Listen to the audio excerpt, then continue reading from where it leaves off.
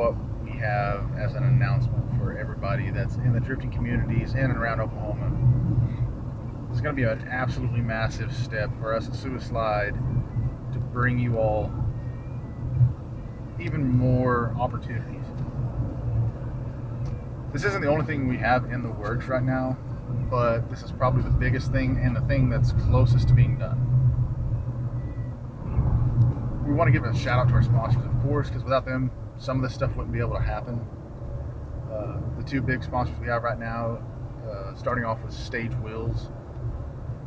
Absolutely beautiful wheels. Bill over at Stage Wheels, they're gorgeous wheels. And the price is really hard to beat for an American-made wheel. I mean, you got companies like XXR, not SSR, XXR, ESR, and Bill's wheels aren't much more expensive, and they're made here in America. So I mean, if you all haven't checked them out, go do that. Definitely recommend. Bill's a great dude. Great wheels. Next is Drift American.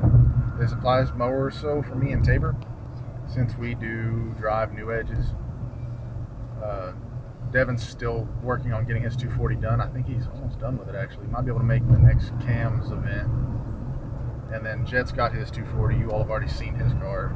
I mean, absolutely gorgeous, but beside the point. Drift American has by far the widest selection of Mustang drift parts you will ever find anywhere. Just for new edges, they have like 4 different angle kits. Like, it's absolutely insane as to how much stuff they have. They're based out of Colorado. Good dudes, really responsive. They're awesome. If you drive a Mustang and haven't checked out their website, go do so. You'll find literally everything you need to add to what we have going on today. We'll tell you more about it here in just a little bit. It's going to be awesome.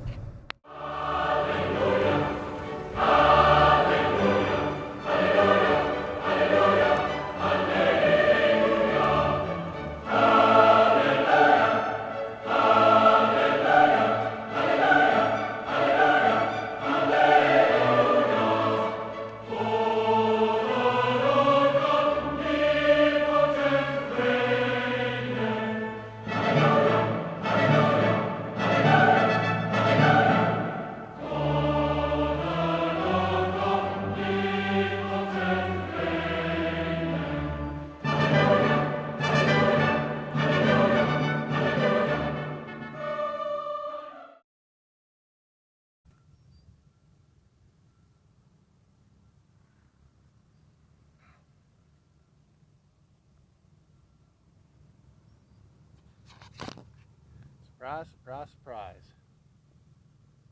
This will be the home of Suicide Industries Slide Days and eventual Slide Fest. We have big plans on the way for this track.